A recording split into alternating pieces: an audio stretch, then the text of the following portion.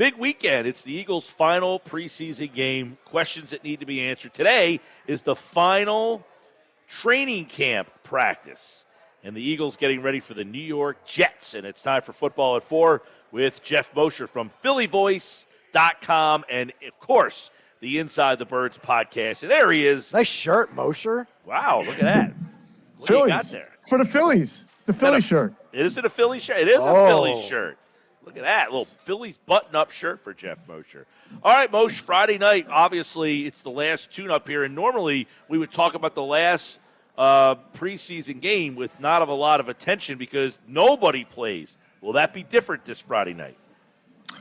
Well, it was poised to be. You know, guys like Andrew Makuba would have ordinarily been in line to play as they continue the competition there at safety. But, you know, with his injury, it looks like, once again, he won't play. I think we talked about this Monday, Mike. I was of the mindset that Jihad Campbell probably not going to play. And if you notice, they signed a camp body linebacker today.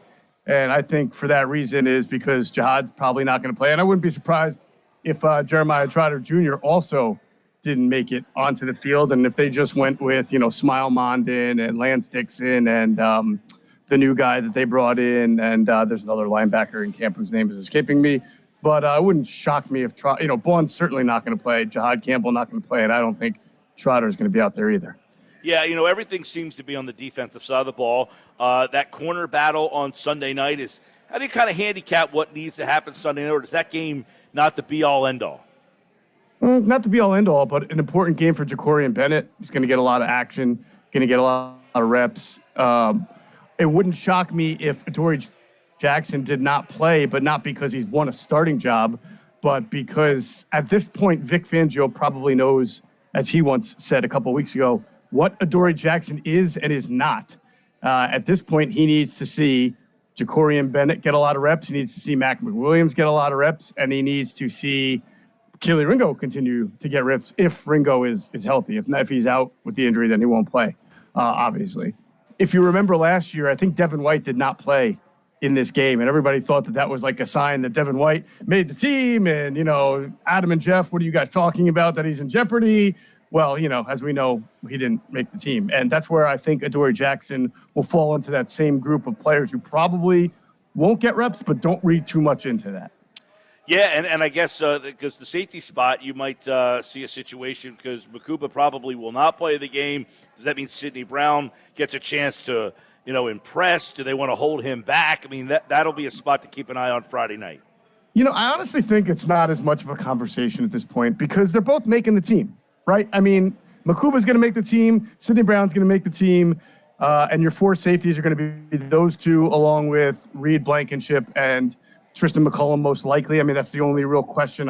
I would think McCullum's the lead candidate to make it. And then with Cooper DeJean available to play safety and base, that gives you another body if you want, and he's practiced there. So, you know, it sucks for Makuba. He won't get a chance to get out there with the injury, but he still has 2 more weeks until the season starts. And if Vic thinks he needs 2 weeks of the regular season to get more practice, that's fine.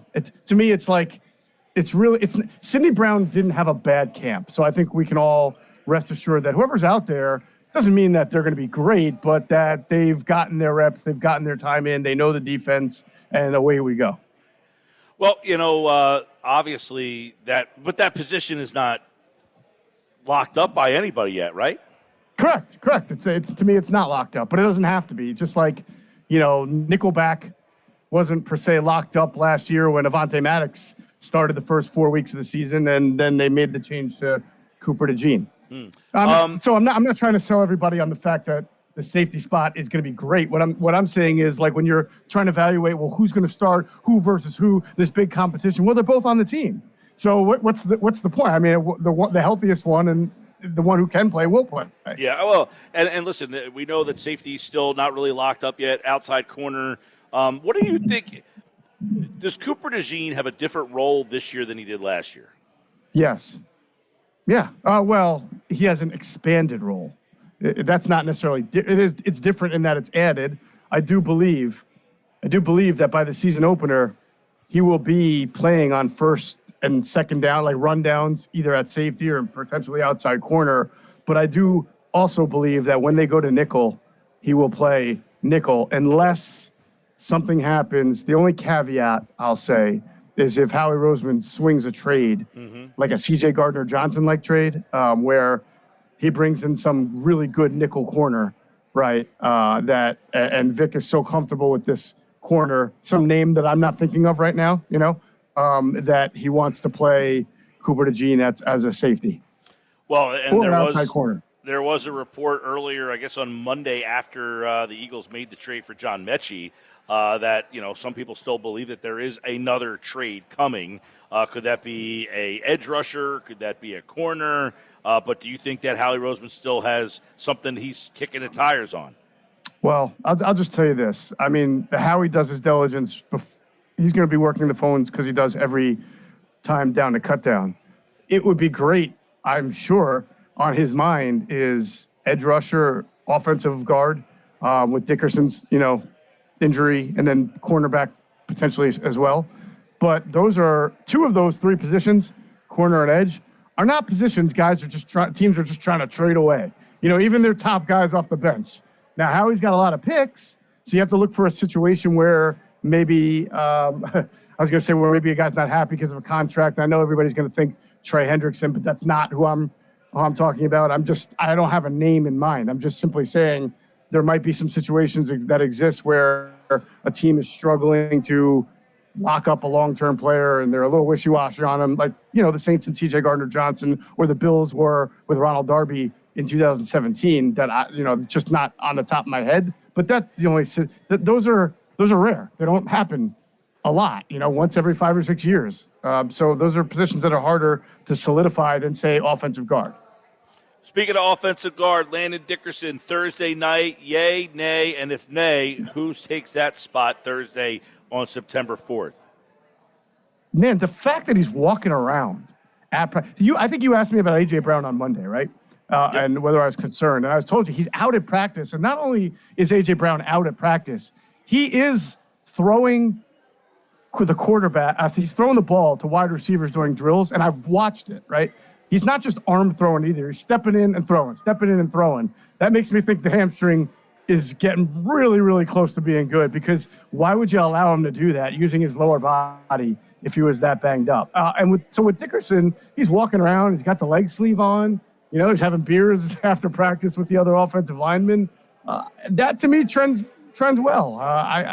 It all depends on how well he's healing. I can't predict that, but I would be more of the belief that he's going to play than not going to play in the season opener. But Mike, make no mistake, that should not stop Howie Roseman from trying to get some kind of starting caliber guard who can be a backup like Tyler Steen was last year, like Steph Wisniewski in 2017, because you just can't depend right now on Landon Dickerson with all the surgeries that to last.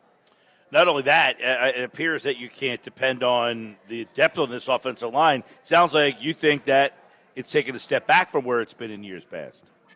Well, last year your top backups were Fred Johnson as your swing tackle, who was adequate. I mean, they were able to win games because the other four guys were healthy and Fred could hold his own. But Fred, you could obviously tell the drop off. And Tyler Steen would go in there at guard, first off the bench. So you have a third-round pick in year two, and you had a veteran tackle who had played. Like, who are we talking about right now as your top two off the bench? We're not talking about Brett Toth. I'm not going there.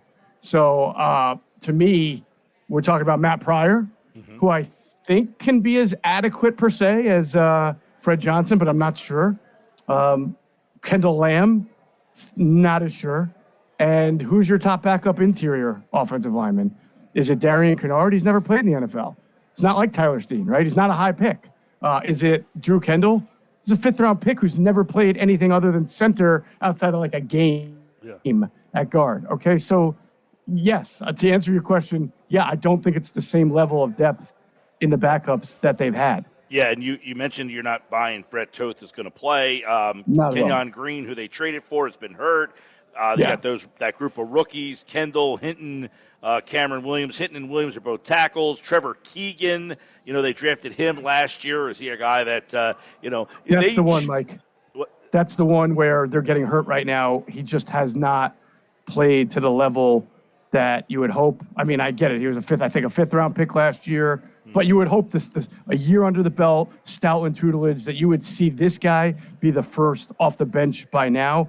But, we talked about this on Inside the Birds when they drafted him. He was kind of a polarizing guy for NFL people, a little bit of a beat-up lineman because he played at Michigan. You get a lot of wear and tear on the body, and he just hasn't worked out yet. All right, you heard from Petula yesterday and Sirianni today on Mechie. Do you have a better thought in your mind as to his role, why he's here, why they made this deal? Is he a guy that you think can contribute, or not really? No, I think that he could. I think things have to happen in order for him, first of all, to make the 53, which I think there's a better than 50-50 shot at it. We did another Inside the Data today on Inside the Birds with Sam Finkel, who does really good at analytics and metrics. And sometimes you need to look at that more than the actual body of work because there just aren't a whole lot of reps and catches for Johnny Mechie. He missed his entire rookie year from leukemia. In the last 2 years, he's been buried on the depth chart behind guys like Nico Collins and Tank Dell and Steph Diggs, right? I mean, these are pretty good players. So if you look at some of his athletic measurables and other analytics that I'll say, you have to listen to the podcast or get the full feel for it. He kind of profiles similarly to the Jahan Dotson. And if there's a scenario where Jahan Dotson is moved before the deadline, as teams are looking for veteran receivers, that opens up an opportunity for Johnny Mechie, who plays a similar, he's not a true slot, he's not a true Z, he can play both, he has played both, just like Jahan Dotson, has good hands. You got a couple of weeks, you can still get Aniyah Smith and Johnny Wilson as long as Wilson's healthy in there. I just think that there's so much similarities between those two that possibly Mechie could have a role if there's no Jahan Dotson. But if they keep Jahan Dotson and those are your top three, then it becomes a little murkier, right? Because I would think that Aniyah Smith and Johnny Wilson have done enough to make it, and Darius Cooper can no longer not make the 53. So you're on the Cooper team.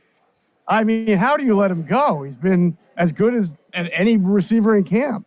So unless you want to be wild and keep 1, 2, 3, 4, 5, 6 wide receivers, no, 7, right? The top 3, then Wilson 4, Smith 5, Mechie 6, and Cooper would be 7. If you want to keep 7 just early on and then play some roster tango after your initial 53, that might happen. But I definitely think there can be a role for Mechie on this team.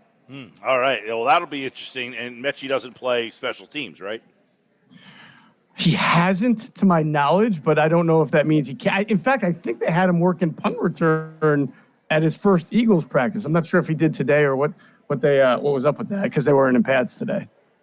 All right, football at 4 with Geoff Mosher on this Wednesday. The Eagles play Friday night against the Jets, and you can listen to the game right here. It's a final preseason game that has a little bit more for the Eagles here, especially on defense. Offense, I would imagine you see nobody on the offensive side of the ball. I would imagine, what are you going to get, DTR and Kyle McCord again?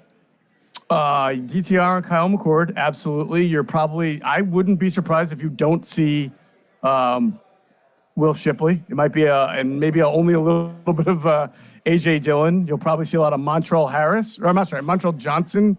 You'll probably see a lot of Shunderick Powell at running back. You'll see, the receivers that we talked about, the Ife Ayadi, whose name I just probably butchered pretty badly. So you'll see the bottom roster guys. All right, well, Friday night right here on 97.3 ESPN, the final tune-up, and the final time we see Geoff Mosher this week on Football at 4. We'll talk to you Monday, Pan. Look forward to it, Mike. Take care.